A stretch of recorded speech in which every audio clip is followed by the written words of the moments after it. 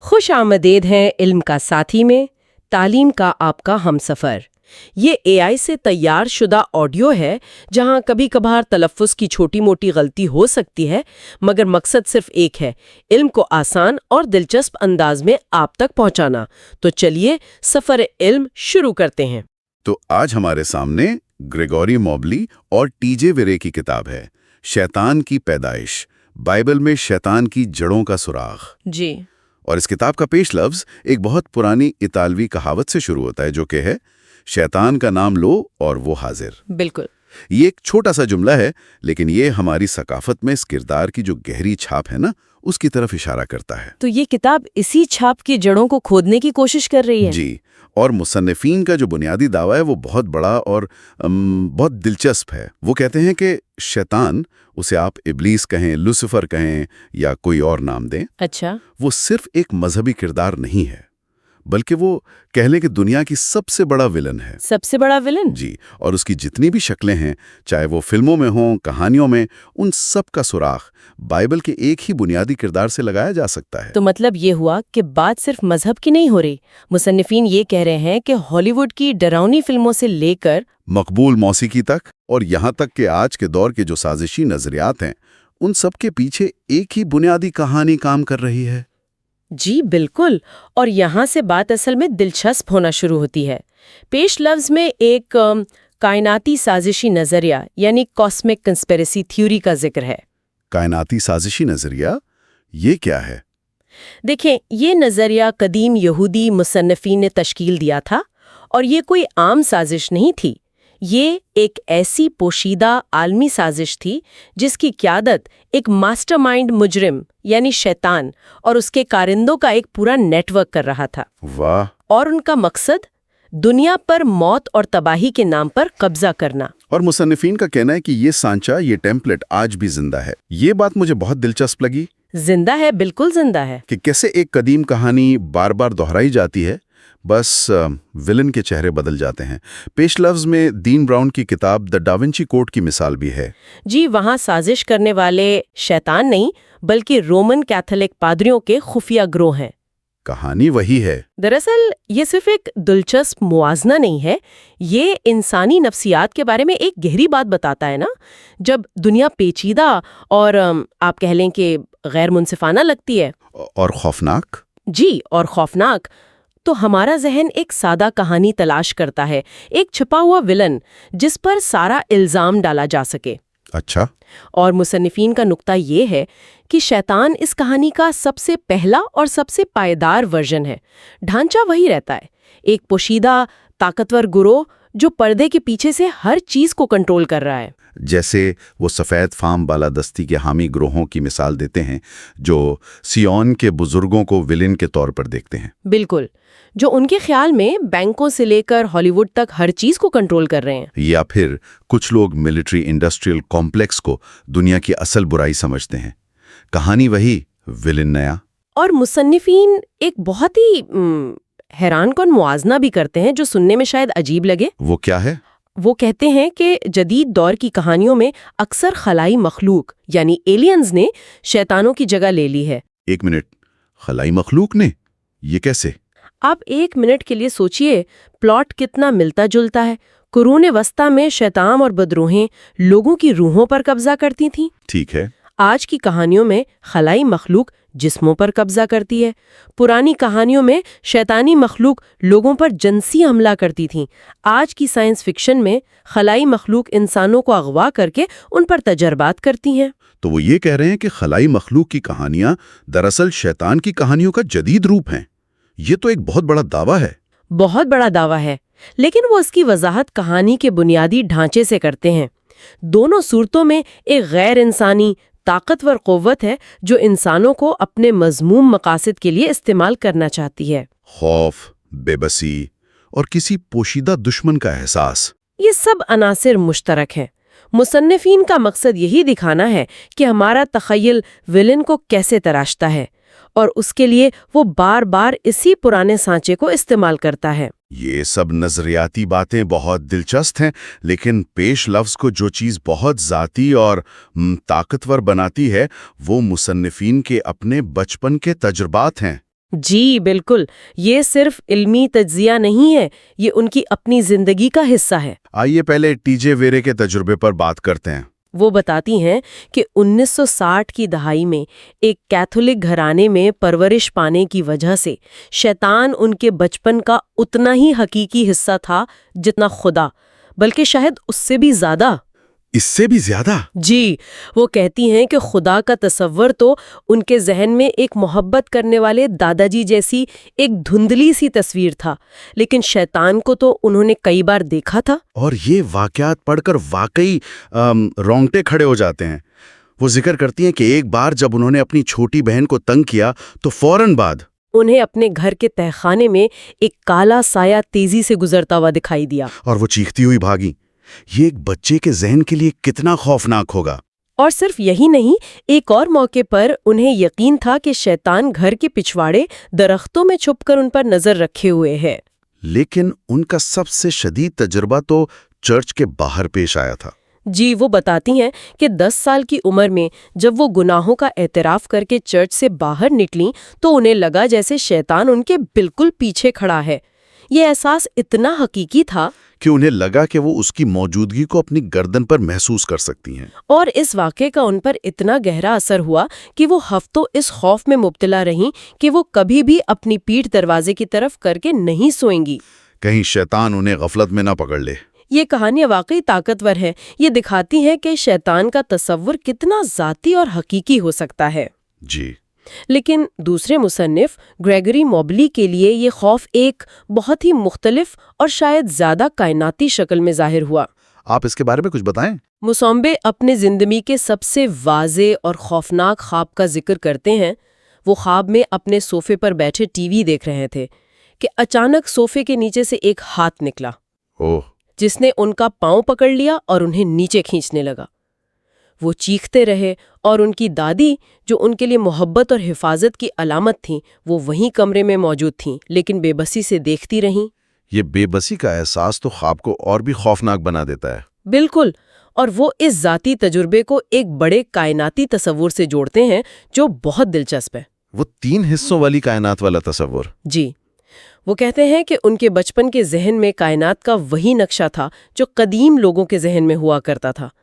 سب سے اوپر فرشتوں اور خدا کی آسمانی دنیا، درمیان میں ہماری یعنی انسانوں کی دنیا، اور سب سے نیچے شیطانوں اور بدروحوں کی زیر زمین دنیا۔ بالکل، اور اس عالمی نظریے کی وجہ سے گھر کے وہ کونے جو غیر محفوظ یا تاریک تھے، جیسے الماریاں، تہخانے یا بستر کے نیچے کی جگہ، وہ ان کے لیے صرف خالی جگہ نہیں تھی، بلکہ وہ اس خوفناک زیر زمین دنیا کے داخلی دروازے تھے۔ جی، وہ کہتے ہیں کہ بچوں کو یہ سمجھنے کے لیے کسی فلسفے کی ضرورت نہیں ہوتے، وہ قدرتی طور پر ان جگہوں کو خطرناک سمجھتے ہیں۔ تو ان دونوں تجربات سے یہ سوال پیدا ہوتا ہے کہ آخر یہ مصنفین بچپن میں اتنا خوفزدہ کیوں تھے؟ پیش لفظ اس کی کچھ وجوہات بیان کرتا ہے۔ ان کا خیال ہے کہ شیطان کے بارے میں ان کی ابتدائی سمجھ بگاڑ زدہ مسیحی عقائد، ناتجربہ کار اساتذہ اور تہوم پرست رشتہ داروں کا ایک ملغوبہ تھی۔ اور اس کی ایک بڑی وجہ اچھائی بمقابلہ برائی کا وہ سادہ سا تصور تھا جو انہیں سکھایا گیا تھا۔ جی، ایک ایسی دنیا جہاں ہر چیز سیاہ اور سفید تھی۔ اگر خدا ہے تو شیطان بھی ہے، اگر فرشتے ہیں تو بدروحیں بھی ہیں، اور اگر جنت ہے تو جہنم بھی ہے۔ اور اس نظریے کے مطابق دنیا میں ہونے والی ہر برائی، ہر تکلیف، ہر جنگ، ہر بیماری، ان سب کا ذمہ دار صرف اور صرف شیطان اور اس کی فوج ہے۔ اس سے دنیا سمجھنے میں آسان ہو جاتی تھی نا۔ ہاں، یہ ایک عجیب سی ترتیب دیتا تھا۔ دنیا بظاہر افراتفری کا شکار لگتی تھی، لیکن اس نظریے کے تحت ہر چیز کا مطلب واضح تھا۔ دنیا میں جو کچھ بھی برا ہو رہا ہے اس کے پیچھے شیطان کا ہاتھ ہے، اور خدا ہماری طرف ہے جو ہمیں اس سے بچا سکتا ہے۔ لیکن اس سادگی کی ایک قیمت تھی، اور وہ قیمت خوف تھی۔ جی، جسے مصنفین خوف کا نظریہ یعنی ڈاکٹرن آف ٹیرر کہتے ہیں۔ یہ صرف ایک عقیدہ نہیں تھا، بلکہ چرچ، والدین اور اساتذہ کی طرف سے بچوں کے رویے کو کنٹرول کرنے کا ایک بہت مؤثر حربہ تھا۔ اچھے بچے بنو ورنہ شیطان تمہیں جہنم میں لے جائے گا۔ بالکل، یہ ایک ایسی دھمکی تھی جس کی سچائی پر کبھی سوال اٹھانے کی اجازت نہیں تھی۔ لیکن پیش لفظ یہاں ایک اور گہرا اور شاید کچھ بے آرام کرنے والا سوال اٹھاتا ہے۔ وہ کون سا؟ اگر خوف اتنی تکلیف دہ چیز ہے تو ان انسان جان بوجھ کر خوف محسوس کرنے کے طریقے کیوں تلاش کرتے ہیں؟ ہم ڈراؤنی فلمیں کیوں دیکھتے ہیں؟ رولر کوسٹر پر کیوں بیٹھتے ہیں؟ یہ ایک زبردست نکتہ ہے۔ مصنفین کے مطابق خوفزدہ ہونے میں ایک خاص قسم کی کشش، ایک تھرل ہے۔ وہ کہتے ہیں کہ ہم خوفناک خبریں پڑھتے ہیں، سنسنی خیز کہانیاں دیکھتے ہیں، اور شاید خوف کی یہی لت یا کشش ہے جو شیطان پر ہمارے یقین کو آج بھی زندہ رکھنے میں مدد دیتی ہے۔ اور وہ گیلپ پول کا حوالہ بھی دیتے ہیں۔ یہ بات مجھے حیران کر رہی ہے کہ امریکوں کی اکثریت آج بھی شیطان پر یقین رکھتی ہے، لیکن بگ فٹ یا دوسرے راکشسوں پر نہیں۔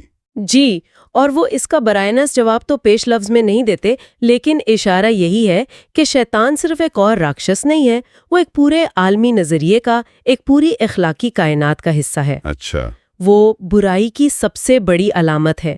بگ فٹ پر یقین نہ کرنے سے آپ کی زندگی پر کوئی فرق نہیں پڑتا، لیکن شیطان کے تصور کو ہٹانے سے اچھائی اور بلائی کا پورا نظام ہل جاتا ہے۔ اسی پس منظر میں کتاب اپنا حتمی مقصد بیان کرتی ہے۔ ان تمام ثقافتی کہانیوں اور ذاتی خوف سے ہٹ کر یہ جاننے کی کوشش کرنا کہ یہ شیطان، یہ ابلیس اصل میں ہے کون؟ بائبل خود اس کے بارے میں حقیقت میں کیا کہتی ہے؟ کتاب کا وعدہ یہ ہے کہ وہ ہمیں اس کردار کی اصلی ابتدائی شکل دکھائے گی۔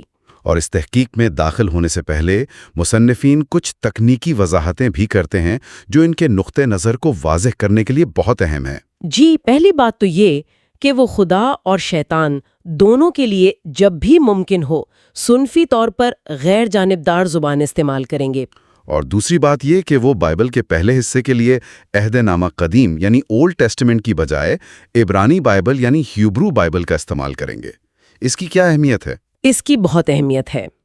عہد نامہ قدیم ایک مسیحی اصطلاح ہے جو یہ تاثر دیتی ہے کہ یہ کتاب صرف عہد نامہ جدید کا ایک پیش خیمہ ہے۔ عبرانی بائبل کی استعمال کر کے مصنفین یہودیت کا احترام بھی کر رہے ہیں اور اس متن کو اس کی اپنی تاریخی حیثیت میں دیکھ رہے ہیں، نہ کہ صرف مسیحت کے چشمے سے۔ یہ ایک علمی رویے کی علامت ہے۔ بالکل، اور اسی طرح وہ تاریخوں کے لیے BCE اور CE کا استعمال کریں گے۔ یہ چھوٹی چھوٹی باتیں ہمیں بتاتی ہیں کہ یہ کتاب کسی خاص عقیدے کی تبلیغ کے لیے نہیں بلکہ ایک سنجیدہ علمی تحقیق ہے۔ تو خلاصہ یہ ہے کہ اس کتاب کا پیش لفظ ہمیں ایک ایسے سفر پر لے جانے کا وعدہ کرتا ہے جو صرف ایک مذہبی کردار کے بارے میں نہیں ہے، بالکل، بلکہ اس بنیادی سانچے کو سمجھنے کے بارے میں ہے جسے ہماری ثقافت ویلن، سازشوں اور پوشیدہ برائیوں کو سمجھنے اور بیان کرنے کے لیے صدیوں سے استعمال کرتی آ رہی ہے۔ بالکل، مصنفین کے ذاتی خوفناک تجربات سے لے کر خوف کی انسانی نفسیات تک، یہ تعارف اس کردار کی پیچیدگی اور ہماری زندگیوں پر اس کے گہرے اثرات کو بہت خوبی سے واضح کرتا ہے۔ جی، اور یہ ہمیں ایک بہت اہم اور گہرے سوال کے ساتھ چھوڑ جاتا ہے۔ یہ سوال صرف مذہبی لوگوں کے لیے نہیں ہے نا؟ نہیں، بالکل نہیں۔ یہ ہر اس شخص کے لیے ہے جو کہانیوں، ثقافت اور انسانی نفسیات کی طاقت کو سمجھتا ہے۔ پیش لفظ کا یہ آخری سوال ہے جس پر غور کرنا چاہیے۔ اور وہ سوال کیا ہے؟ اگر شیطان برائی کی سب سے بری علامت ہے تو اس علامت کو ہٹانے سے کیا ہماری اچھائی اور برائی کو سمجھنے کی صلاحیت پر کوئی اثر پڑتا ہے؟ مصنفین پوچھتے ہیں، جب ہم شیطان کو اپنے عقیدے کے نظام سے نکالنے کی کوشش کرتے ہیں تو ہم کیا کھو دیتے ہیں؟ یہ ایک بہت گہرا سوال ہے جس پر یہ کتاب ہمیں سوچنے پر مجبور کرتی ہے۔ اگر پوڈ کاسٹ سنتے سنتے آپ کا دماغ ہاں یار یہ تو کمال کا کانٹینٹ ہے کہہ رہا ہے تو بھائی پھر لائک ضرور کرو، شیئر کر دو دوستوں کے ساتھ، اور ہاں سبسکرائب کا بٹن دبانا مت بھولنا، ورنہ اگلی دفعہ یہ علم کا خزانہ مس بھی ہو سکتا ہے۔ تو چلیں اس کتاب کے پہلے باب سے شروع کرتے ہیں جس کا عنوان ہے بائبل اور دیگر تمہیدی باتیں۔ ٹھیک ہے، ہو جاتا ہے کہ یہاں کوئی اور طاقت بھی کام کر رہی ہے، اور یہیں سے خیر اور شر کی وہ کشمکش شروع ہوتی ہے۔ بالکل، جس کے مرکز میں بعد میں شیطان کا کردار ابھرتا ہے۔ شیطان کی لکھی ہوئی کہانی کا سراغ بائبل سے ملتا ہے، اس لیے اسے سمجھنے کے لیے پہلے بائبل کو سمجھنا ضروری ہے۔ صحیح۔ اور سب سے پہلی بات یہ کہ بائبل کوئی ایک کتاب نہیں بلکہ صدیوں پر محیط مختلف تحریروں کا ایک مجموعہ ہے۔ اس میں تاریخ بھی ہے، شاعری بھی اور قانون بھی۔ تو پھر بائبل کی دنیا کیسی تھی؟ میرا مطلب ہے یہ کہانیاں کس ماحول میں لکھی جا رہی تھیں؟ دیکھیں، یہ قدیم مشرق قریب کا علاقہ تھا، جہاں آج مصر، اسرائیل، عراق اور ایران جیسے ممالک ہیں۔ اسرائیل ایک ایسی جگہ پر تھا جو ایک بہت اہم تجارتی گزرگاہ تھی۔ اچھا، تو اس کا فائدہ یہ تھا کہ نئے خیالات اور کہانیاں وہاں آسانی سے پہنچ جاتے، لیکن نقصان یہ تھا کہ اس پر ہمیشہ بڑی سلطنتوں کے حملوں کا خطرہ رہتا تھا۔ اور ان ذرائع میں ایک بہت ہی دلچسپ نقطہ بائبل کی تاریخ اور جدید تاریخ کے فرق کا ہے۔ جیسے بائبل میں دنیا کی تخلیق ایک ہفتے میں ہوتی ہے، جبکہ سائنس ہمیں بتاتی ہے کہ زمین 4.5 ارب سال پرانی ہے۔ جی، اور یہ فرق اس لیے ہے کہ بائبل لکھنے والوں کا مقصد کوئی سائنسی تاریخ لکھنا نہیں تھا۔ تو پھر کیا مقصد تھا؟ وہ اپنے قوم کی ایک مذہبی کہانی سنا رہے تھے، ایسی کہانیاں جو اکثر سینکڑوں سالوں تک سینہ بسینہ منتقل ہوتی رہیں۔ اس دور میں سب سے بڑا موڑ بابلی جلاوطنی کا تھا، جب 587 قبل مسیح میں بابلی سلطنت نے یروشلم پر قبضہ کر کے یہودیوں کو وہاں سے نکال دیا۔ اچھا، تو یہ واقعہ بہت اہم ہے۔ بہت زیادہ۔ یہ اتنا اہم ہے کہ بائبل کی زیادہ تر تحریروں کو جلاوطنی سے پہلے یا جلاوطنی کے بعد کے ادوار میں تقسیم کیا جاتا ہے۔ تو اس ساری تاریخی ہلچل اور یوں کہیں کہ اتھل پتھل کے دوران یہ کردار پیدا ہو رہا تھا۔ لیکن یہاں ایک اور حیرت انگیز بات ہے کہ ایک نہیں بلکہ کئی بائبل ہیں۔ ہاں، یہ سمجھنا بہت ضروری ہے۔ بنیادی طور پر بائبل کے 2 بڑے قدیم ورژن تھے، ایک اصل عبرانی زبان میں جسے مسوریٹک متن کہتے ہیں، ٹھیک ہے، اور دوسرا یونانی زبان میں ترجمہ جسے سیپٹوایجنٹ کہتے ہیں۔ ان میں صرف زبان کا فرق نہیں تھا، بلکہ کچھ کتابیں ایک میں تھیں اور دوسرے میں نہیں تھیں۔ اچھا، جی، اسی وجہ سے آج تک یہودی، کیتھولک اور پروٹسٹنٹ بائبل میں کتابوں کی تعداد اور ترتیب مختلف ہے۔ اور یہ ترتیب کا فرق کوئی معمولی بات نہیں ہے۔ مطلب صرف کتابوں کو آگے پیچھے کرنے سے عیسائی عہد نامہ قدیم ایک ایسی کہانی بن جاتا ہے جس کا اختتام ایک کلف ہینگر پر ہوتا ہے، بالکل، کہ ایک نبی آنے والا ہے، اور اس کا جواب پھر عہد نامہ جدید کی پہلی کتاب میں ملتا ہے۔ یہ تو ایک بہت ہی ذہین قسم کی کہانی نویسی ہے۔ بالکل، اس ترتیب کی تبدیلی سے پوری کہانی کا رخ ہی بدل جاتا ہے۔ یہودی بائبل کا اختتام جلاوطنوں کی واپسی کی امید پر ہوتا ہے، جبکہ عیسائی عہد نامہ قدیم کا اختتام ایک پیشین گوئی پر ہوتا ہے جو سیدھا عہد نامہ جدید سے جا ملتی ہے۔ اور اسی عہد نامہ جدید میں اسی عہد نامہ جدید میں خاص طور پر مکاشفہ کی کتاب میں ہمیں شیطان کی وہ شکل نظر آتی ہے جو آج سب سے زیادہ مشہور ہے۔ اچھا، تو ہم نے بائبل کی دنیا کا سٹیج سیٹ کر لیا ہے، لیکن اس کہانی کا مرکزی کردار یعنی خدا خود بہت پیچیدہ ہے، اور حیران کرنے والی بات یہ ہے کہ شیطان کے کردار کا سراغ ہمیں خدا کی اسی پیچیدہ شخصیت کے اندر سے ملتا ہے۔ یہ ہمیں دوسرے باب کی طرف لے جاتا ہے جس کا نام ہے غیر منظم الہیات۔ یہ اس ساری بحث کا سب سے دلچسپ حصہ ہے۔ بائبل میں خدا کے کئی نام ہیں جیسے الوہیم اور یہوہ، لیکن ناموں سے زیادہ اہم خدا کی شخصیت ہے۔ ایک طرف وہ ایک بہترین دنیا بناتا ہے اور دوسری طرف اسے ایک طوفان سے تباہ کر دیتا ہے۔ وہ بنی اسرائیل کو بچاتا ہے لیکن مصریوں پر وبائیں بھیجتا ہے۔ لیکن یہ بات سمجھنا تھوڑا مشکل ہے کہ ایک ہی خدا رحم بھی کر رہا ہے اور تیسری نسل تک سزا بھی دے رہا ہے۔ یہ تو بالکل متضاد باتیں لگتی ہیں۔ یہی تو وہ مذہبی الجھن ہے جس پر یہ کتاب بات کرتی ہے۔ استثناء کی کتاب میں خدا خود کو رحیم اور مہربان کہتا ہے، لیکن ساتھ ہی یہ بھی کہتا ہے کہ وہ مجرم کو ہرگز بری نہیں کرے گا۔ اس سے ایک گاڈ فادر جیسا تصور بنتا ہے، ایک ایسا سرپرست جو اپنے لوگوں کے لیے بہت مہربان ہے، لیکن اگر کوئی اس کی بے عزتی کرے تو اس کا غضب بہت شدید ہوتا ہے۔ تو کیا اس وقت دوسرے خداؤں کا بھی تصور تھا؟ بائبل میں اس کی ملے جلے اشارے ہیں۔ ایک طرف توحید کا سخت پیغام ہے، لیکن دوسری طرف بار بار دوسرے دیوتاؤں جیسے بیل اور مولک کا ذکر آتا ہے، اچھا، جن کی پوجا بنی اسرائیل کرنے لگتے تھے۔ اس نظریے کو ہینوتھیزم کہتے ہیں۔ ہینوتھزم یہ کیا ہے؟ یہ نظریہ بڑا دلچسپ ہے۔ یہ کچھ ایسا ہے جیسے کوئی کہے کہ ہماری کرکٹ ٹیم دنیا کی بہترین ٹیم ہے، لیکن ہم یہ مانتے ہیں کہ دوسری ٹیمیں بھی موجود ہیں اور وہ بھی کھیلتی ہیں۔ صحیح، سمجھ گئی۔ یعنی صرف اپنی ٹیم سے وفاداری، باقیوں کے وجود سے انکار نہیں۔ ابتدائی طور پر شاید یہی عقیدہ تھا جو وقت کے ساتھ خالص توحید میں بدل گیا، خاص طور پر جلاوطنی کے بعد۔ اور یہاں سے بات بہت دلچسپ ہو جاتی ہے۔ یسایہ نبی کا ایک قول ہے، میں خداوند ہوں اور کوئی دوسرا نہیں، میں روشنی بناتا ہوں اور تاریکی پیدا کرتا ہوں، میں امن قائم کرتا ہوں اور آفت لاتا ہوں۔ یہاں خدا ہر چیز اچھی اور بری کی ذمہ داری خود لے رہا ہے۔ بالکل، اور یہیں سے وہ مسئلہ شروع ہوتا ہے جس کا حل بعد میں شیطان کی شکل میں نکلا۔ جب تک دوسرے دیوتا تھے، آپ برائی اور مصیبتوں کا الزام ان پر ڈال سکتے تھے۔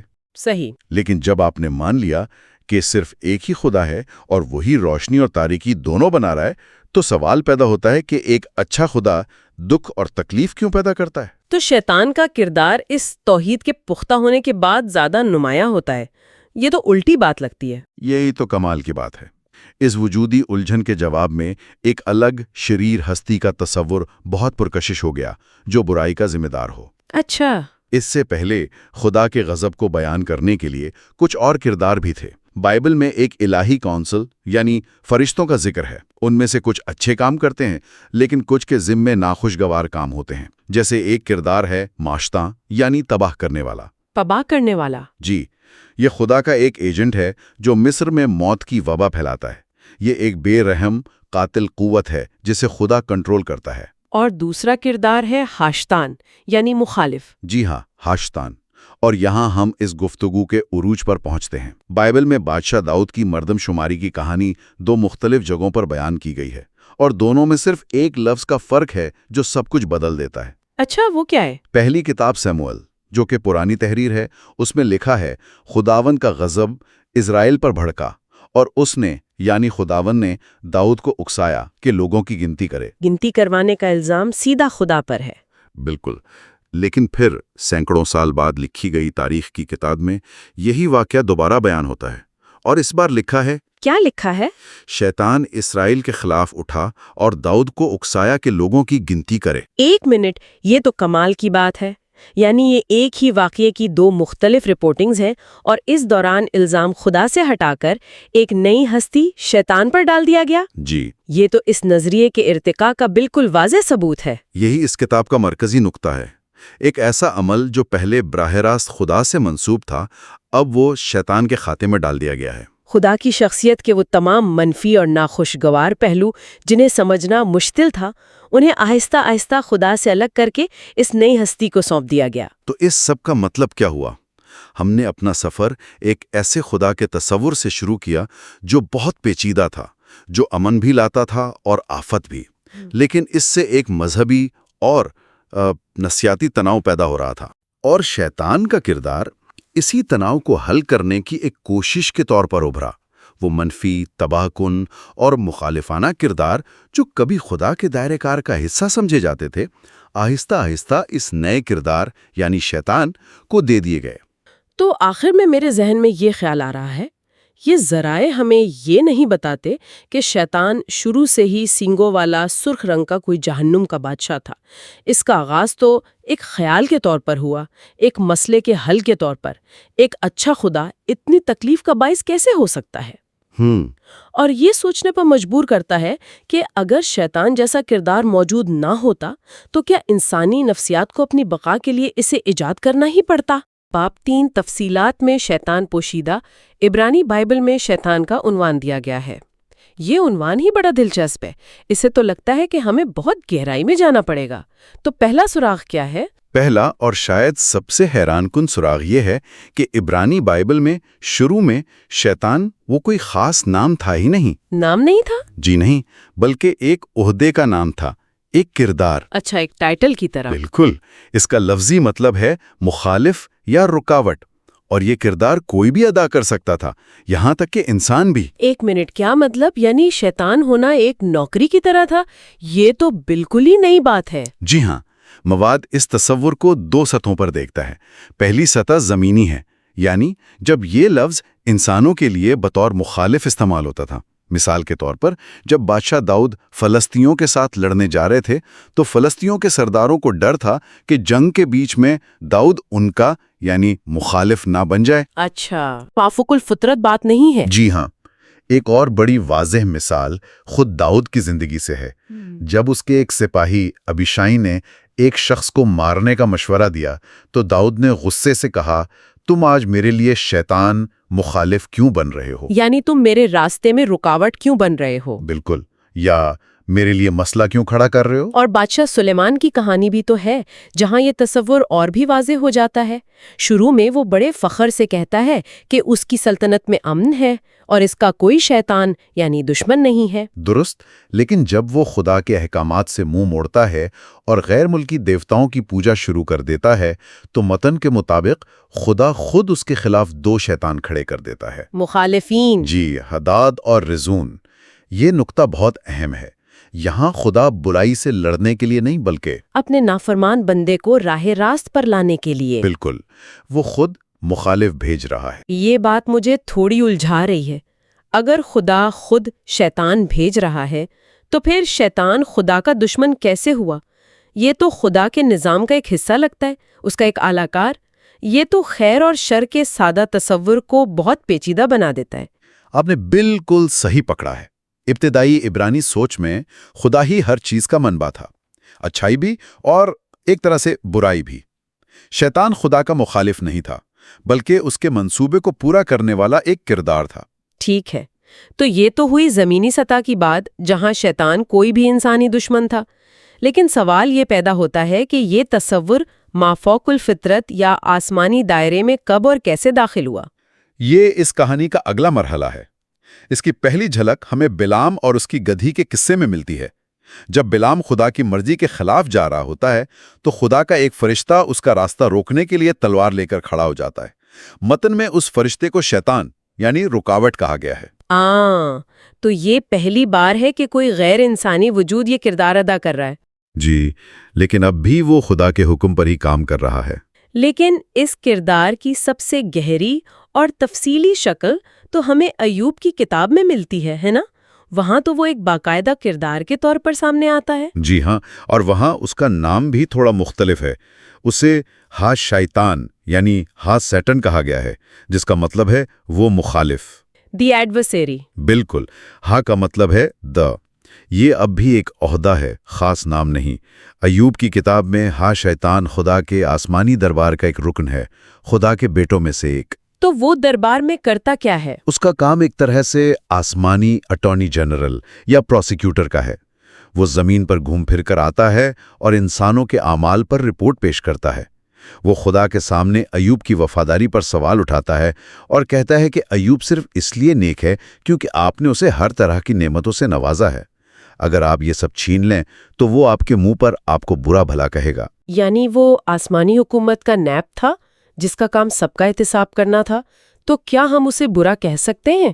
یہ تو ایک سرکاری وکیل جیسا کردار لگتا ہے جو نظام کے اندر رہ کر کام کر رہا ہے۔ بالکل، اور وہ خدا سے باقاعدہ اجازت لے کر ایوب کو آزما رہا ہے۔ وہ خدا کا دشمن نہیں ہے۔ خدا اسے حدود بھی بتاتا ہے۔ جی، کہ تم ایوب کو آزما تو سکتے ہو لیکن اس کی جان نہیں لے سکتے۔ اور سب سے دلچسپ بات یہ ہے کہ کتاب کے شروع کے 2 ابواب کے بعد شیطان کہانی سے غائب ہو جاتا ہے۔ بالکل غائب ہو جاتا ہے۔ باقی پوری کتاب دکھ، تکلیف اور انصاف کے موضوع پر ایک گہری فلسفیانہ بحث ہے۔ اچھا، تو ایوب کی کتاب کے بعد اس کردار میں کیا تبدیلی آتی ہے؟ زکریا کی کتاب کا بھی ذکر ہے۔ زکریا کی کتاب میں شیطان ایک بار پھر آسمانی عدالت میں پروسیکیوٹر کے طور پر نظر آتا ہے، جو اعلیٰ کاہن جوشوا پر الزام لگا رہا ہے۔ لیکن یہاں ایک نئی اور اہم تبدیلی نظر آتی ہے۔ خدا شیطان کو اس کے کام پر شاباش دینے کے بجائے اسے جھڑکتا ہے۔ متن کہتا ہے، خداوند تجھے ملامت کرے اے شیطان۔ تو یہاں ہمیں پہلی بار خدا اور اس کے مخالف کے درمیان ایک کشیدگی نظر آ رہی ہے۔ وہ اب صرف ایک غیر جانبدار سرکاری اہلکار نہیں رہا، بلکہ شاید اپنی حدود سے تجاوز کر رہا ہے۔ جی ہاں، یہ اس رشتے میں پہلی دراڑ ہے، اور یہ دراڑ ایک اور واقعے میں جا کر ایک بڑی خلیج میں بدل جاتی ہے، جو شاید اس پورے ارتقاء کا سب سے اہم موڑ ہے، اور وہ ہے بادشاہ داؤد کی مردم شماری کی کہانی۔ اس کہانی میں ایسا کیا خاص ہے؟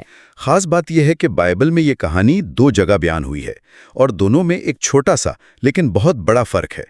پرانی کتاب 2 سیموئل میں لکھا ہے کہ خدا کا غضب اسرائیل پر بھڑکا اور اس نے داؤد کو اوکسایا کہ وہ مردم شماری کرائے، جو اس زمانے میں ایک گناہ سمجھا جاتا تھا۔ جی، تو پرانی سوچ کے مطابق خدا نے خود داؤد کو گناہ پر اوکسایا۔ ٹھیک ہے، یہ بات تو وہی پرانی سوچ کی عکاسی کرتی ہے کہ ہر کام خدا کی طرف سے ہوتا ہے۔ بالکل، لیکن پھر کئی 100 سال بعد جب فرسٹ کرونیکلز کی کتاب لکھی گئی تو مصنف نے اسی واقعے کو دوبارہ بیان کیا، لیکن اس بار اس نے لکھا شیطان اسرائیل کے خلاف اٹھا اور اس نے داؤد کو مردم شماری پر اکسایا۔ ایک منٹ، یہ تو صرف الفاظ کا ہیر پھیر نہیں ہے، یہ تو سوچ میں ایک زلزلہ ہے، یعنی ایک ایسا عمل جس کی ذمہ داری پہلے سیدھی خدا پر ڈالی جا رہی تھی، اب ایک بالکل الگ وجود پر ڈالی جا رہی ہے۔ یہ تو مذہب کی تاریخ کا ایک بہت بڑا موڑ ہے۔ یہ ایک بہت بڑا موڑ ہے۔ یہاں پہلی بار شیطان کا لفظ بغیر ہا یعنی د کے ایک خاص نام کے طور پر استعمال ہوا ہے۔ مصنف جو ایک ایسے دور میں لکھ رہا تھا جب خدا کا تصور زیادہ مہربان ہو چکا تھا، وہ یہ بات ہضم نہیں کر پا رہا تھا کہ ایک اچھا خدا اپنے نبی کو کیسے اکسا سکتا ہے۔ چنانچہ اس نے اس منفی کام کی ذمہ داری ایک الگ آزاد اور بدخواہ قوت شیطان پر ڈال دی۔ یہ خدا کی ذات سے برائی کو الگ کرنے کی ایک شعوری کوشش تھی۔ کمال ہے، یعنی یہ ایک مذہبی اور فلسفیانہ مسئلے کا حل تھا۔ اچھا، اس باب میں 2 اور چیزوں کا بھی ذکر ہے جن کے بارے میں بہت غلط فہمیاں ہیں۔ ایک تو باغ عدن کا سانپ۔ جی ہاں، اور یہ واضح کرنا بہت ضروری ہے۔ عبرانی بائبل میں کہیں بھی ایک بار بھی باغ عدن کے سانپ کو شیطان سے نہیں جوڑا گیا۔ یہ تشریح بہت بعد میں عیسائیت کے آنے کے بعد کی گئی ہے۔ اصل متن میں سانپ صرف میدان کے سب جانوروں سے زیادہ چالاک ایک مخلوق ہے، بس۔ تو باغ عدن کا سانپ شیطان نہیں تھا، اور میں نے یہ بھی پڑھا ہے کہ وہ پھل سیب نہیں تھا۔ میری تو بچپن کی ساری کہانیاں غلط ثابت ہو رہی ہیں۔ جی، یہ بھی درست ہے۔ بائبل میں صرف پھل کا ذکر ہے، سیب کا نہیں۔ سیب کا تصور لاطینی زبان سے آیا، جہاں لفظ مالس کا مطلب برا اور مالم کا مطلب سیب ہے۔ ان دونوں کے صوتی ملاپ کی وجہ سے سیب کو برائی کی علامت سمجھ لیا گیا۔ واہ، آخر میں مولک کا ذکر ہے۔ یہ کون تھا؟ مولک ایک کنانی دیوتا تھا جس کی پوجا بہت وحشیانہ تھی۔ اس کے لیے بچوں کو آگ میں جلا کر قربان کیا جاتا تھا۔ اس کی عبادت گاہ یروشلم کے باہر ایک وادی میں تھی جسے وادی ہنوم کہتے تھے۔ یہی لفظ بعد میں بگڑ کر گہنا یعنی جہنم بنا، جو جہنم کے لیے استعمال ہونے لگا۔ اچھا، اگرچہ بائبل نے مولک کو شیطان نہیں کہا، لیکن ایک خونخوار بچوں کو بھسم کرنے والے دیوتا کا تصور اور اس کی عبادت گاہ کا جہنم بن جانا، یہ سب عناصر بعد میں شیطان کے کردار میں ضم ہو گئے۔ تو ہم نے یہ دیکھا کہ عبرانی بائبل کے اندر ہی یہ تصور ایک سرکاری اہلکار سے ایک آزاد بدخواہ قوت تک کیسے پہنچا۔ لیکن کیا یہ سب کچھ ایک خلا میں ہو رہا تھا، یا اس دور کی دوسری بڑی تہذیبیں جیسے مصر، میسوپوٹامیا اور فارس بھی اس پر اثر انداز ہو رہی تھیں؟ یہ ایک بہترین سوال ہے، اور یہی ہمیں ہمارے مواد کے اگلے حصے کی طرف لے جاتا ہے، جس کا عنوان ہے باب 4، شیطان کی نشوونما پر اسرائیل کے پڑوسیوں کا اثر۔ حقیقت یہ ہے کہ قدیم اسرائیل ایک ثقافتی خلا میں نہیں رہ رہا تھا، وہ بڑی بڑی تہذیبوں کے درمیان تھا اور ان سے متاثر نہ ہونا ناممکن تھا۔ تو آئیے دیکھتے ہیں کہ یہ اثرات کیا تھے۔ میسوپوٹامیا سے کیا لیا گیا؟ گلگامش کی داستان کا ذکر ہے۔ جی ہاں، گلگامش کی داستان میں ہمبابا نامی ایک خوفناک عفریت کا ذکر ہے جو دیوتاؤں کے مقدس جنگل کی حفاظت کرتا ہے۔ یہ ایک مافوق الفطرت طاقتور مخالف کی ایک ابتدائی مثال ہے۔ اسی طرح وہاں اینکی نامی ایک چالاک دیوتا بھی ہے جو دیوتاؤں کی مجلس کے اصولوں کو توڑتا ہے۔ یہ کردار ہمیں کسی حد تک ایوب کی کتاب کے حشتان کی یاد دلاتا ہے۔ اچھا، اور کنانی تہذیب کا کیا اثر تھا جو ان کے سب سے قریبی پڑوسی تھے؟ کنانیوں کے ہاں موت یعنی موت نامی ایک دیوتا تھا جو پاتال کا دیوتا، خوش سالی اور موت کی علامت تھا۔ وہ اچھائی کے دیوتا بال کا ازلی دشمن تھا۔ یہاں دلچسپ بات یہ ہے کہ موت بھی سب سے بڑے دیوتا ایل کا بیٹا تھا، بالکل اسی طرح جیسے شیطان کو خدا کے بیٹوں میں سے ایک کہا گیا ہے۔ یعنی خیر اور شر کی قوتوں کے درمیان ایک خاندانی جھگڑا چل رہا ہے۔ بالکل۔ اور مواد میں شیطان کی جسمانی شکل کے بارے میں بھی کچھ اشارے ہیں۔ سینگ اور دم کا تصور کہاں سے آیا؟ اس کا ایک ممکنہ ذریعہ بھی کنانی دیومالا میں ملتا ہے۔ وہاں ہبائیو نامی ایک پاتالی عفریت کا ذکر ہے جس کے سینگ اور دم تھی۔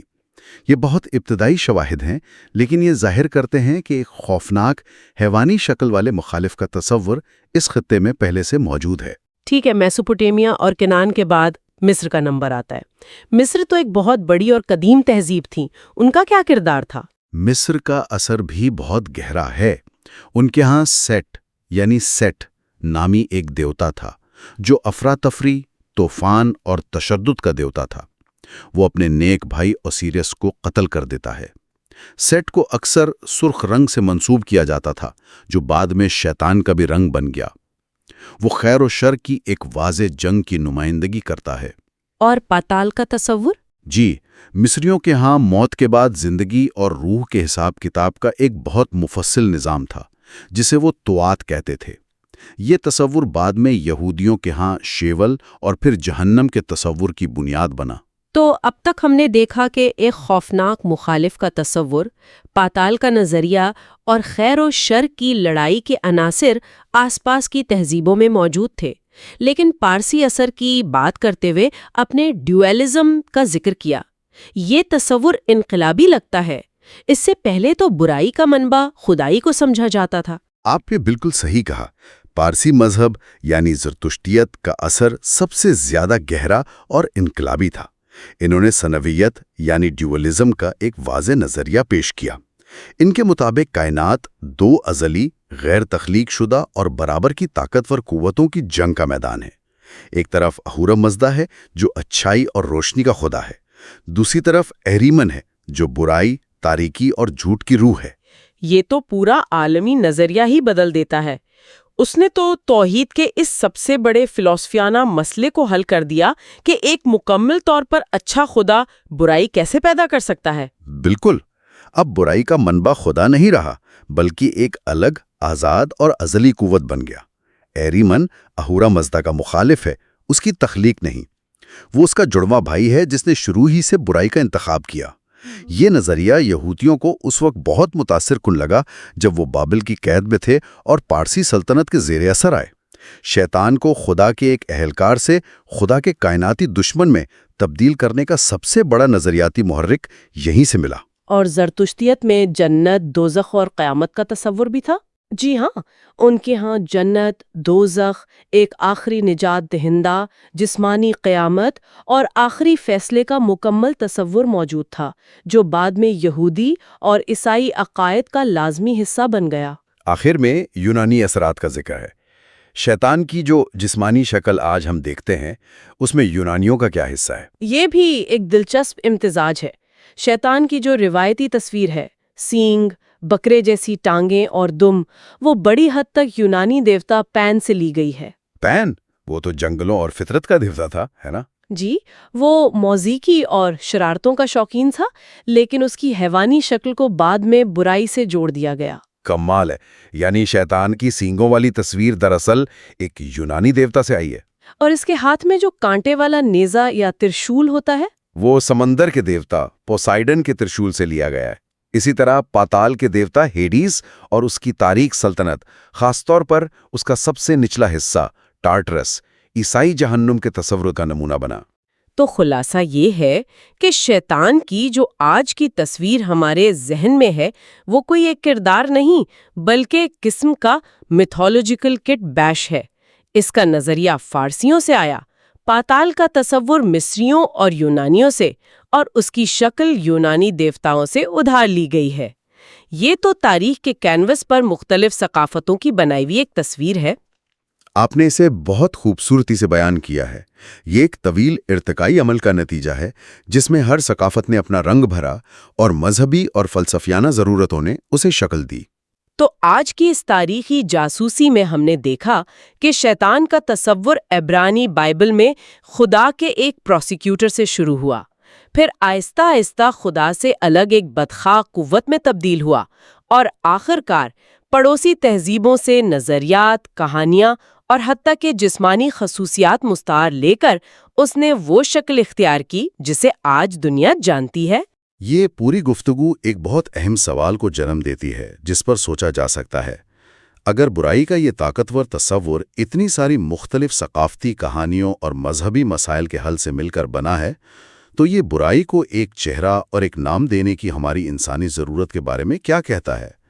کیا برائی کو شیطان جیسی ایک بیرونی شخصیت میں ڈھال دینا ہمارے لیے اپنی ہی ذات کے اندر موجود اچھائی اور برائی کی کشمکش کو سمجھنا آسان بنا دیتا ہے یا مزید مشکل؟ باب 5 جس کا عنوان ہے شیطان عہد ناموں کے درمیان، یہ وہ دور ہے تقریباً 300 سے 400 سال کا عرصہ، عبرانی بائبل کے اختتام اور نئے عہد نامے کے آغاز کے بیچ کا وقت۔ مصنف اسے مذہبی خیالات کے لیے ایک پیٹری ڈش کہتا ہے نا؟ جی، اور یہ ایک زبردست تشبیہ ہے۔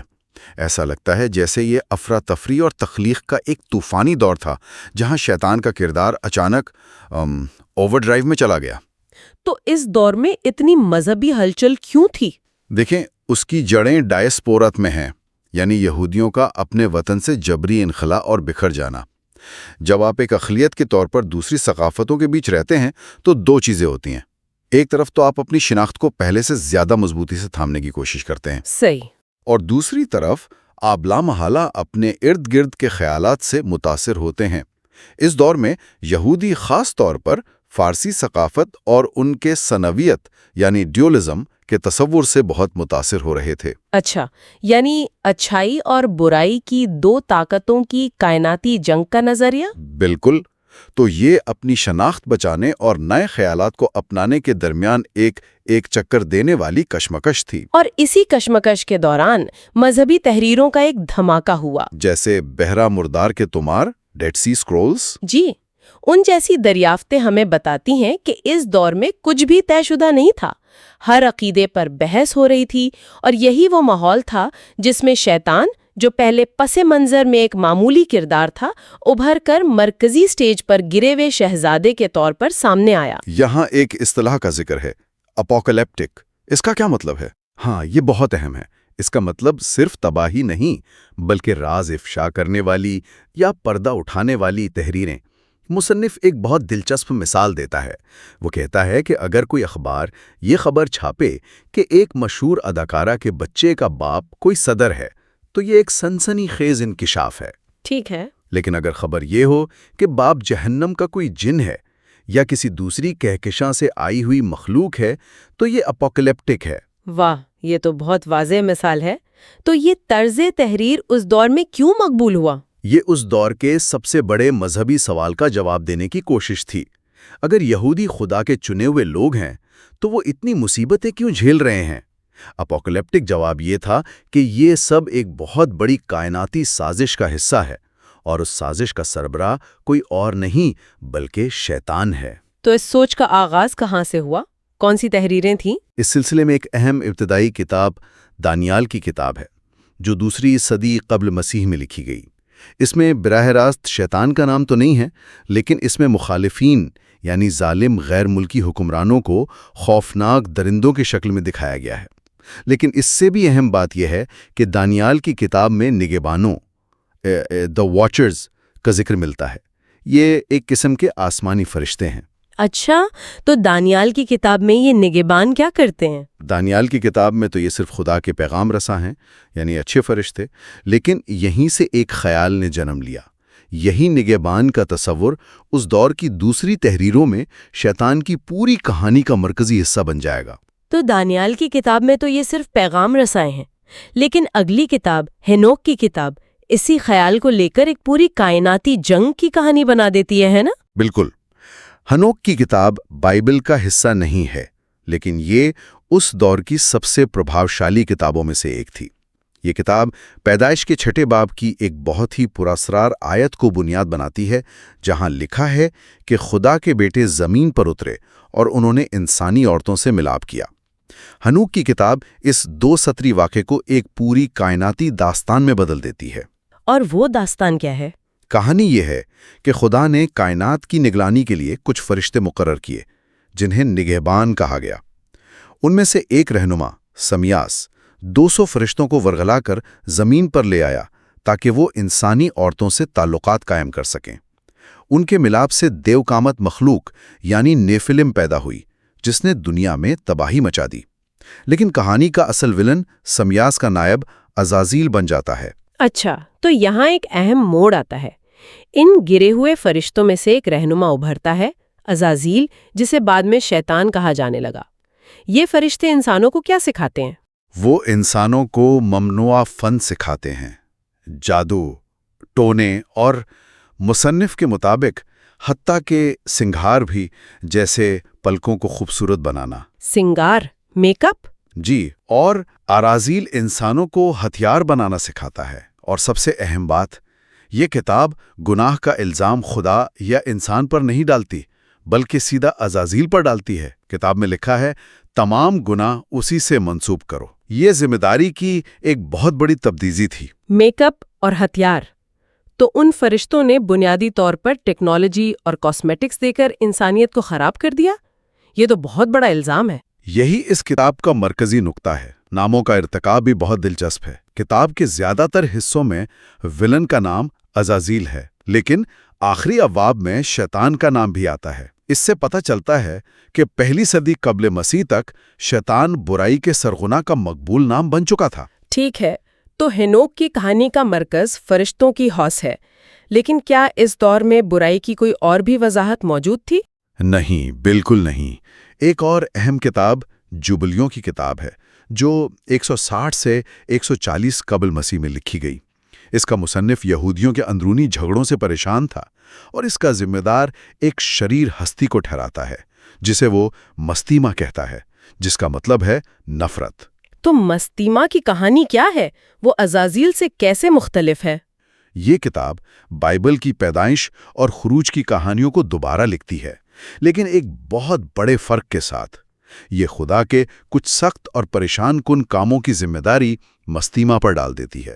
مثال کے طور پر بائبل کے مطابق خدا نے ابراہیم سے اسحاق کی قربانی مانگی تھی، جی، لیکن جوبلیوں کی کتاب کہتی ہے کہ نہیں، یہ مستیما تھا جس نے ابراہیم کو آزمایا۔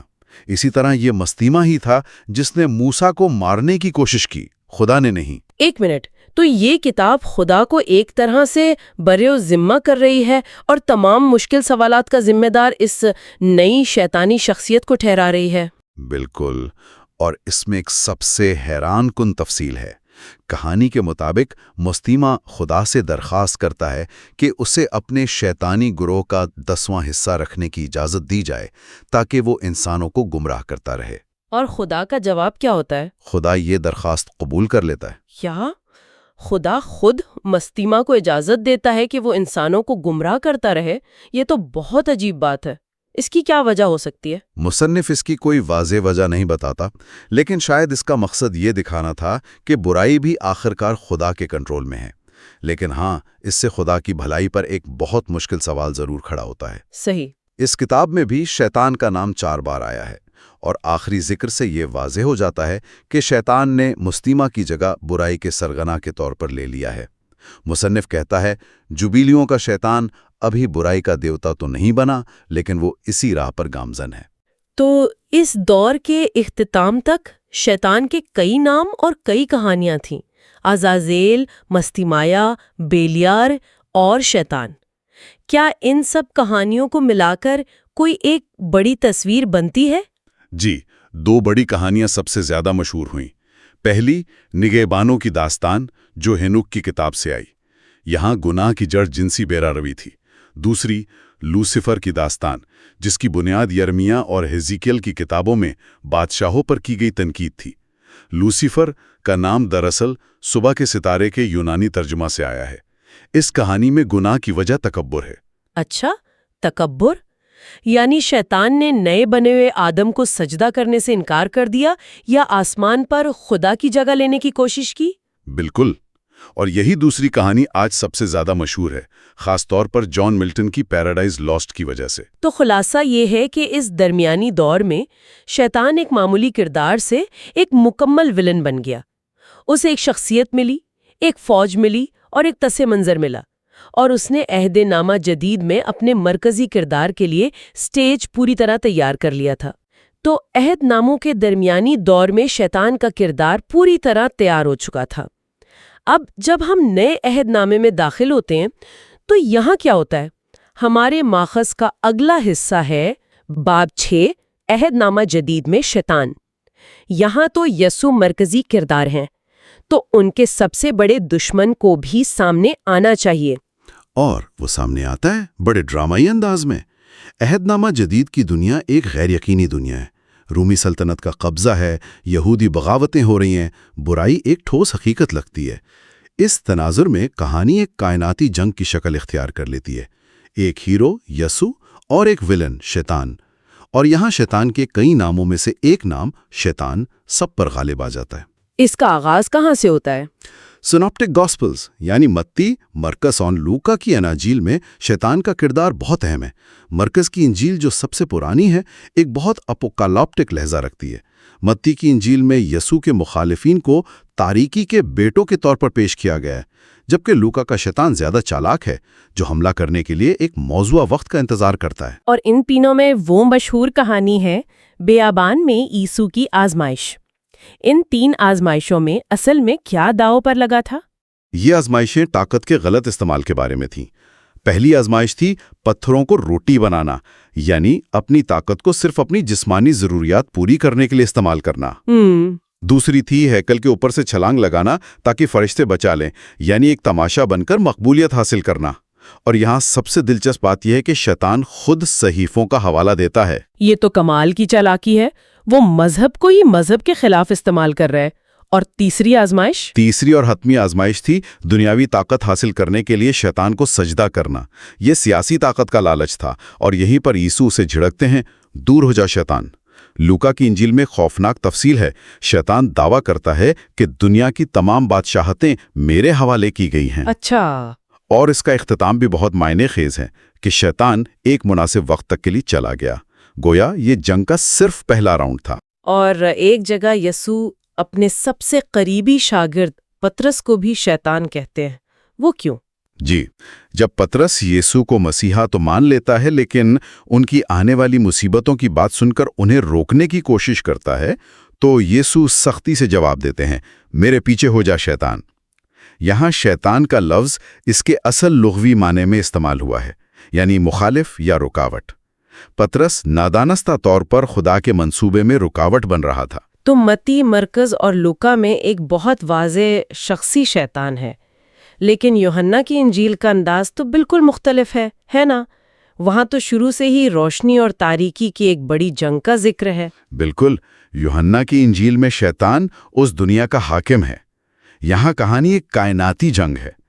یوحنا کی تحریر کے پس منظر میں اس کی کمیونٹی پر ہونے والے ظلم و ستم کا عکس نظر آتا ہے، اسی لیے اس میں یسوع کے مخالفین کے لیے بہت سخت زبان استعمال کی گئی ہے، یہاں تک کہ انہیں اپنے باپ ابلیس کی اولاد کہا گیا ہے۔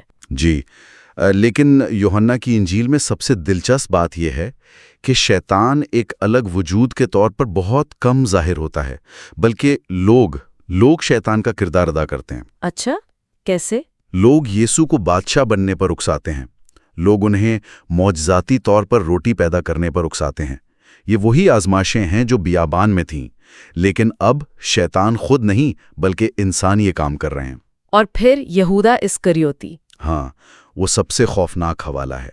یسوع سے شروع میں ہی ابلیس کہہ دیتے ہیں۔ آخری عشائیے پر جب یسوع یہودا کو روٹی کا نوالا دیتے ہیں تو لکھا ہے، شیطان اس میں سما گیا۔ یہ ایک بہت گہرا سوال پیدا کرتا ہے کہ کیا یہودا نے اپنی مرضی سے دھوکہ دیا یا شیطان نے یہودا کے ذریعے یہ کام کروایا؟ ٹھیک ہے، اب تک ہم نے اناجیل کی بات کی، لیکن عہد نامہ جدید کی قدیم ترین تحریریں تو پولس کے خطوط ہیں۔ کیا پولس بھی شیطان کو اسی طرح ایک کائناتی ولن کے طور پر دیکھتے تھے؟ پولس کا نظریہ تھوڑا مختلف اور زیادہ عملی ہے۔ وہ شیطان کا لفظ زیادہ تر اس کے لغوی معنی یعنی رکاوٹ ڈالنے والے کے طور پر استعمال کرتے ہیں۔ مثال کے طور پر ایک تھسلونیکیوں کے خط میں وہ کہتے ہیں کہ وہ کلیسیا کے پاس آنا چاہتے تھے، لیکن شیطان نے ہمارا راستہ روکا۔ یہاں شاید اس کا مطلب کوئی بیماری یا سفر کی مشکلات تھیں۔ تو ان کے لیے شیطان ایک زیادہ دنیاوی رکاوٹ ہے؟ جی، وہ اپنے مخالفین کو شیطان کے خادم کہتے ہیں، اور وہ اپنے جسم کے کانٹے، شاید کسی بیماری کو، شیطان کا قاصد کہتے ہیں۔ پولیس کے نزدیک شیطان زیادہ تر انسانی ایجنٹوں کے ذریعے کام کرتا ہے۔ اناجیل کا وہ آزاد طاقتور شیطان یہاں نظر نہیں آتا، لیکن کہانی یہاں ختم نہیں ہوتی۔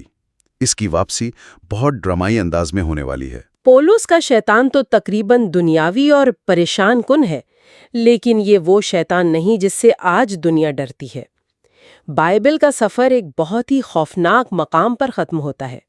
ہمارے ماخوذ کے مطابق شیطان کا سب سے خوفناک اور مکمل کردار بائبل کی آخری کتاب مکاشفہ میں ملتا ہے۔ مصنف اسے دنیا کی پہلی ہارر کہانی کہتا ہے۔ شہنشاہ ڈومیٹیان کے دور میں عیسائیوں پر ہونے والے شدید ظلم و ستم کے دوران لکھی گئی۔ اس کے مصنف کے لیے رومی سلطنت ہی شیطان کا مجسمہ تھی۔ مکاشفہ کی کتاب شیطان کے تمام پچھلے کرداروں کو ملا کر ایک عتمی کائناتی ولن تیار کرتی ہے۔ تو اس کتاب میں شیطان کیسے ظاہر ہوتا ہے؟ اس کا کردار 3 حصوں میں ابھرتا ہے۔ پہلے 11 ابواب میں شیطان کا لفظ سماجی مخالفین کے لیے استعمال ہوتا ہے، لیکن باب 12 میں کائناتی ولن پوری طاقت سے سامنے آتا ہے۔ اور وہ کون ہے؟ وہ ایک عظیم لال اژدہا ہے جس کی واضح طور پر شناخت کی گئی ہے۔ وہ پرانا سانپ جو ابلیس اور شیطان کہلاتا ہے۔ آسمان پر میکائیل فرشتے اور اس اژدہے کے درمیان جنگ ہوتی ہے۔ اژدہے کو شکست ہوتی ہے اور اسے زمین پر پھینک دیا جاتا ہے۔ پھر زمین اور سمندر سے 2 مزید درندے ابھرتے ہیں، جن میں سے ایک کا نمبر 666 ہے، جو غالباً ظالم رومی شہنشاہ نیرو کی طرف اشارہ ہے۔ تو تمام کردار سٹیج پر آ چکے ہیں۔ اب حتمی جنگ کا آغاز ہوتا ہے۔ بالکل، آخری جنگ میں مسیح ایک سفید گھوڑے پر آتے ہیں۔ درندے اور جھوٹے نبی کو شکست ہوتی ہے اور انہیں ہمیشہ کے لیے آگ کی جھیل میں پھینک دیا جاتا ہے۔ پھر ایک فرشتہ شیطان یعنی اژدہے کو 1000 سال کے لیے ایک گہرے گڑھے میں زنجیروں سے باندھ دیتا ہے۔ لیکن کہانی یہاں بھی ختم نہیں ہوتی۔ 1000 سال بعد کیا ہوتا ہے؟ 1000 سال بعد ایک آخری حتمی جنگ کے لیے شیطان کو رہا کیا جاتا ہے۔ وہ دنیا بھر سے ایک بہت بڑی فوج جمع کرتا ہے، لیکن آسمان سے آگ برستی ہے اور انہیں بھسم کر دیتی ہے۔ اور آخرکار شیطان کو بھی ہمیشہ ہمیشہ کے لیے آگ اور گندھک کی جھیل میں ڈال دیا جاتا ہے۔ اس کے بعد ایک نیا آسمان اور نئی زمین کا دور شروع ہوتا ہے، جو پیدائش کی کتاب کے باغ عدن کی واپسی ہے۔ تو شیطان کا بائبل کا سفر مکمل ہو جاتا ہے، ایک معمولی درباری اہلکار سے لے کر برائی کے دیوتا تک۔ تو اس سب کا کیا مطلب ہے؟ ہم نے شیطان کے کردار کا ایک ناقابل یقینی ارتقا دیکھا ہے۔ یہ کوئی ایک شخص یا ایک خیال نہیں، بلکہ صدیوں کی سیاسی ہلچل، ثقافتی تبادلے اور اپوکوکیلپٹک تصورات سے پیدا ہونے والا ایک پیچیدہ کردار ہے۔ بالکل۔ اور آج کے لیے ایک آخری سوچ، اس کردار کا ارتقا صرف ایک قدیم مذہبی بحث نہیں ہے۔ یہ برائی کو ایک شخصیت، ایک چہرہ دینے کی گہری انسانی ضرورت کی عکاسی کرتا ہے۔ ہم ان طاقتوں کو ایک نام اور شکل دینا چاہتے ہیں جو ہماری مخالفت کرتی ہیں، چاہے وہ غیر ملکی سلطنتیں ہوں، مخالف گروہ ہوں یا ہماری اپنی داخلی کمزوریاں اور خوف ہوں۔ تو غور طلب سوال یہ ہے کہ آج ہم اپنی افراتفری سے بھری دنیا کو سمجھنے کے لیے اور جن چیزوں سے ہم ڈرتے ہیں ان کی وضاحت کے لیے کون سے نئے شیطان تخلیق کر رہے ہیں۔ کتاب کے باب 7 سے شروع کرتے ہیں۔ عنوان ہے جہنم شیطان کا گھر۔ جب ہم جہنم کا سوچتے ہیں تو ذہن میں فوراً آگ، اذیت اور شیطان کی تصویر آتی ہے۔ لیکن کتاب کا کہنا ہے کہ یہ تصویر ہمیشہ سے ایسی نہیں تھی۔ جی ہاں، اور یہ شاید سب سے حیران کن بات ہے۔ عبرانی بائبل یعنی اولڈ ٹیسٹمنٹ میں آج والے جہنم کا کوئی تصور ہی نہیں ہے۔ کیا مطلب کوئی تصور نہیں؟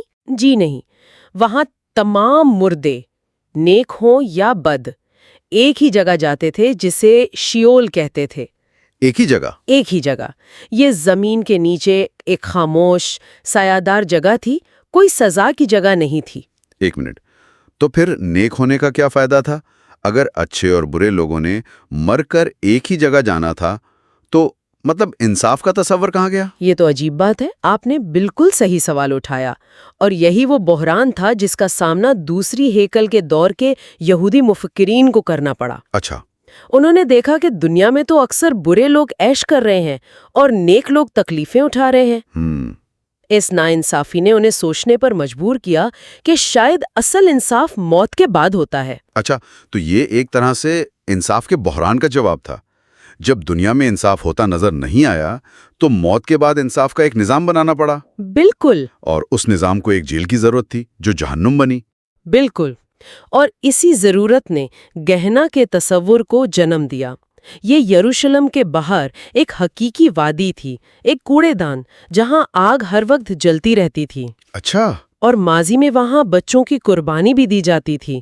یہ خوفناک جگہ گنہگاروں کی سزا کے لیے ایک بہترین استعارہ بن گئی۔ اور کتاب میں یہ بھی لکھا ہے کہ انگریزی لفظ ہیل بھی بائبل سے نہیں آیا۔ جی، یہ بھی بہت دلچسپ ہے۔ یہ ایک پرانی جرمن دیوی ہیل کے نام سے ہے جو زیر زمین دنیا پر راج کرتی تھی۔ یہ تو واقعی دلچسپ ہے، لیکن نئے عہد نامے یعنی نیو ٹیسٹمنٹ میں بھی یہ تصور فوراً واضح نہیں ہوا۔ جی نہیں، یہ وہاں بھی آہستہ آہستہ ہی پروان چڑھا۔ ابتدائی مسیحی مصنف پولس تو جہنم کا ذکر تک ذکر ہی نہیں کرتے۔ ان کے نزدیک گنہگاروں کا انجام دائمی سزا نہیں بلکہ فنا تھا، وہ بس ختم ہو جائیں گے، جیسے ان کا کوئی وجود ہی نہ تھا۔ تو پھر یہ جلتی ہوئی آگ اور کبھی نہ ختم ہونے والی اذیت کا خیال کہاں سے آیا؟ اس کی پہلی واضح جھلک ہمیں مرکز کی انجیل میں ملتی ہے، جو تقریباً 70 عیسوی میں لکھی گئی۔ یہاں پہلی بار جہنم کو گہینا کہا گیا، جہاں آگ کبھی نہیں بجھتی اور کیڑے کبھی نہیں مرتے۔ تو یہ صرف فنا نہیں، یہ ایک حقیقی نہ ختم ہونے والی اذیت کی جگہ ہے۔ بالکل۔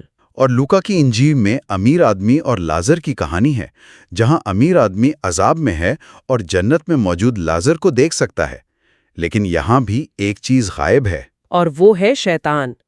اس منظر میں شیطان کہیں نہیں ہے، یہ خدا کی طرف سے دی جانے والی سزا ہے۔ شیطان اس کا انچارج نہیں ہے، یہ بہت اہم نکتہ ہے۔ لیکن پھر متی کی انجیل آتی ہے اور تصویر بدل جاتی ہے۔ جی، یہاں جہنم کی تصویر مزید خوفناک ہے، بار بار رونے اور دانت پیسنے کا ذکر آتا ہے۔ اور سب سے بڑی بات، متی پہلے مصنف ہیں جو جہنم اور شیطان کو جوڑتے ہیں۔ صحیح۔ وہ کہتے ہیں کہ جہنم اصل میں ابلیس اور اس کے فرشتوں کے لیے تیار کی گئی تھی۔ یہاں آ کر شیطان کو جہنم کا پتہ ملتا ہے۔ اور اس تصور کی تکمیل ہوتی ہے مکاشفہ کی کتاب میں۔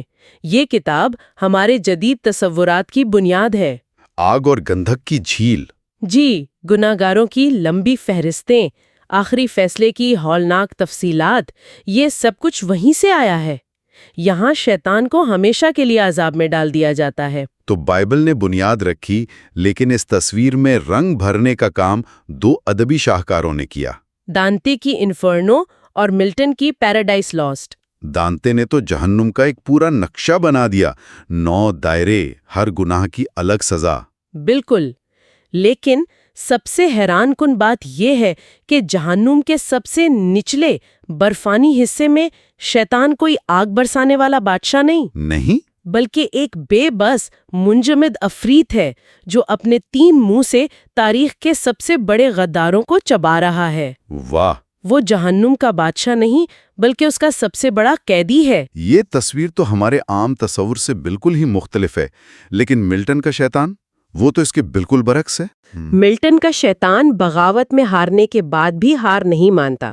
وہ جہنم کی آگ کی جھیل سے اٹھتا ہے، اپنے ساتھیوں کو اکٹھا کرتا ہے، پینڈمونیم نامی ایک شاندار محل بناتا ہے اور بدلے کی منصوبہ بندی کرتا ہے۔ یعنی وہ بے بس قیدی نہیں ہے؟ وہ جہنم کا بے بس قیدی نہیں، وہ جہنم کا کرشماتی CEO ہے، جو ایک بڑی ڈیل ہارنے کے بعد بورڈ روم میں اپنی اگلی چال کی تیاری کر رہا ہے۔ کیا بہترین انالوجی ہے۔ تو ان ادبی کہانیوں نے بائبل کے تصورات کے ساتھ مل کر جہنم کی وہ شکل بنائی جو آج ہم جانتے ہیں۔ تو ہم نے یہ تو سمجھ لیا کہ جہنم کی یہ پوری دنیا کیسے بنی، لیکن اس دنیا کا سب سے مشہور کردار شیطان اس کہانی میں اتنا مرکزی کیوں ہے؟ بہترین سوال ہے۔ آخر اس ایک کردار کی ضرورت کیوں پیش آئی؟ یہ ہمیں سیدھا کتاب کے باب 8 میں لے جاتا ہے، جس کا عنوان ہے شیطان کیوں اہم ہے۔ اور اس کی شروعات ہوتی ہے 1692 کے بدنام زمانہ سیلم جادو ٹونے کے مقدمات سے۔ اچھا۔ قصبے میں کچھ لڑکیوں نے عجیب و غریب رویہ دکھانا شروع کیا اور پورے معاشرے کو یقین ہو گیا کہ ان پر شیطان کا سایہ ہے۔ ایک اجتماعی خوف و ہراس۔ جی، جس کا نتیجہ 25 بے گناہ لوگوں کی موت کی صورت میں نکلا۔ لیکن کتاب اس کی ایک سائنسی وضاحت بھی پیش کرتی ہے۔ جی، اور وہ ہے کنولسو ارگوٹزم۔ یہ رائے کے اناج پر لگنے والی ایک فنگس سے ہونے والی بیماری ہے۔ ایک فنگس؟ جی، ایک فنگس جس میں LSD جیسی خصوصیات ہوتی ہیں۔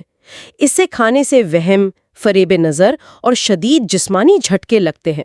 بالکل وہی علامات جو سیلم میں نظر آ رہی تھیں۔ بالکل وہی۔ یہ مثال دکھاتی ہے کہ شیطان کا کردار ایک حقیقی طاقت بھی ہو سکتا ہے اور انسانی خوف اور لا علمی کی علامت بھی۔ تو آخر یہ کردار بنا کیسے؟ کتاب کے مطابق اس کی جڑیں 3 چیزوں میں ہیں۔ پہلی تو ہے مقامی لوک داستانیں۔ ہر کلچر میں بھوت، پریت، چڑیلیں ہوتی ہیں، تو ایک مافوق الفطرت ولن کا خیال نیا نہیں تھا۔ صحیح۔ دوسرا عنصر ہے جنگی داستانیں۔ قدیم کہانیوں میں ہیرو ہمیشہ کسی عفریت سے لڑتا ہے، جیسے گلگامش اور ہم بابا۔ تو شیطان خیر اور شر کی اس کائناتی جنگ کا سب سے بڑا ولن بن گیا۔ جی، اور تیسرا جو مجھے سب سے دلچسپ لگا وہ ہے افراتفری کے حیوان کا تصور۔ Chaos monster. یہ وہ مخلوقات ہیں جن کا جسم مختلف جانوروں کا مرکب ہوتا ہے، پرندے کے پر، شیر کا سر، انسان کا دھڑ۔ یہ کائنات کے قدرتی نظام کے خلاف ایک بغاوت کی علامت ہے۔ یہ بہت گہری بات ہے۔ بالکل۔ اور بابل کی کہانیوں میں ان افریتوں کو شکست دینے کے بعد تباہ نہیں کیا جاتا تھا، بلکہ انہیں قابو کر کے کائناتی نظام کی حفاظت پر لگا دیا جاتا تھا، جیسے بائبل میں کروبی جو باغ عدن کے محافظ بنے۔ اچھا۔ شیطان کی جو شکل ہمارے ذہن میں ہے، سینگ، دم، چمگادڑ جیسے پر، وہ اسی افراتفری کے حیوان کی عکاسی ہے۔ یعنی فطرت کے خلاف بغاوت کی چلتی پھرتی تصویر ہے۔ بالکل۔ تو یہ سارے عناصر ہوا میں موجود تھے، لیکن وہ اکٹھے ہو کر شیطان کی شکل میں کیسے ڈھلے؟ تفتیحی دوسری ہیکل کے دور میں 3 بڑے عوامل نے کام کیا۔ پہلا تھا توحید پرستی کا چیلنج۔ یعنی مونوتھیزم۔ جی، اگر خدا ایک ہے اور وہی ہر چیز کا خالق ہے، تو پھر دنیا میں برائی کا خالق کون ہے؟ کیا وہ بھی خدا ہے؟ یہ ایک مشکل سوال تھا۔ صحیح۔ شیطان کا کردار خدا کو برائی کی براہ راست ذمہ داری سے بری کر دیتا ہے۔ وہ ایک کائناتی قربانی کا بکرا بن گیا جس پر ساری برائی کا الزام ڈالا جا سکے۔ بالکل۔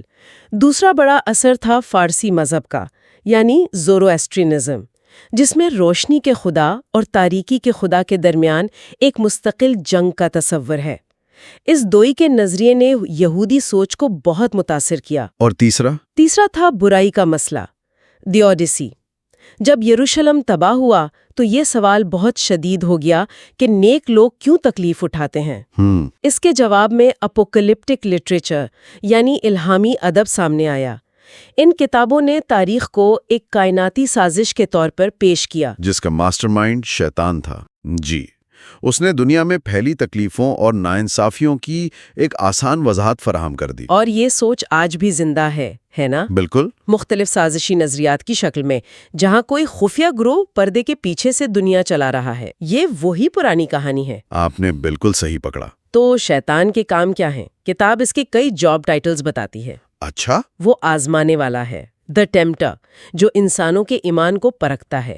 وہ جھوٹ کا باپ ہے، دی فادر آف لائز۔ وہ جہنم کا بادشاہ بھی ہے، حالانکہ ہم نے دیکھا کہ یہ کردار اسے بہت بعد میں ملا۔ جی، اور وہ زیر زمین معیشت کا سرگنا بھی ہے، king pin of the under ground economy, جس سے لوگ اپنی روح کا سودا کرتے۔ بالکل۔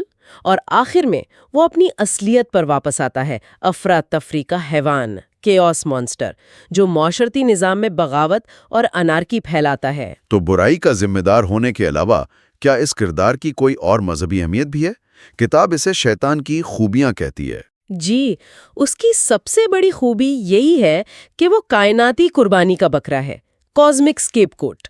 وہ تمام برائی اپنے سر لے لیتا ہے، جس سے خدا کی بھلائی کا تصور محفوظ رہتا ہے۔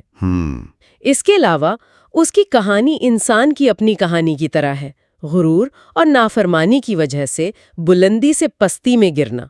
شاید اسی لیے ہم اس کردار سے ایک عجیب سا تعلق محسوس کرتے ہیں۔ کتاب میں ایک بہت ہی دلچسپ روایت کا ذکر ہے کہ شیطان کا باپ ایک فرشتہ تھا، لیکن اس کی ماں ایک انسان تھی۔ جی، اس لحاظ سے تو وہ ہمارا سوتیلا بھائی ہوا۔ بالکل، اور اسی لیے وہ انسانی کمزوریوں، غرور، حسد، بغاوت کا مجسم ہے۔ اس کی کہانی میں ہم اپنی ہی خامیوں کا عکس دیکھتے ہیں۔ تو یہ سب جاننے کے بعد آخر میں سوال وہی رہتا ہے، کیا شیطان حقیقی ہے؟ کتاب اس کا کوئی سیدھا جواب نہیں دیتی۔ وہ کہتی ہے کہ مذہبی کہانیوں کے مطابق بھی شیطان ہمیشہ سے نہیں تھا اور ہمیشہ نہیں رہے گا۔ ایک عارضی کردار ہے؟ بنایا گیا یہ کہانیاں اس بنیادی سوال کا جواب نہیں دیتی کہ قادر مطلق اور نیک خدا برائی کو ہونے ہی کیوں دیتا ہے۔ لیکن یہ کہانیاں پھر بھی اہم ہیں۔ بہت اہم ہے، کیونکہ یہ ان بے نام طاقتوں کو ایک چہرہ دیتی ہیں جو ہماری زندگیوں میں تباہی اور آفراتفری لاتی ہیں۔ صحیح۔ یہ ہمیں بتاتی ہیں کہ برائی دھوکہ دے اور طاقتور ہو سکتی ہے، لیکن اس کا مقابلہ کیا جا سکتا ہے اور آخر میں اسے شکست ہوتی ہے۔ یہ امید کی کہانی ہے۔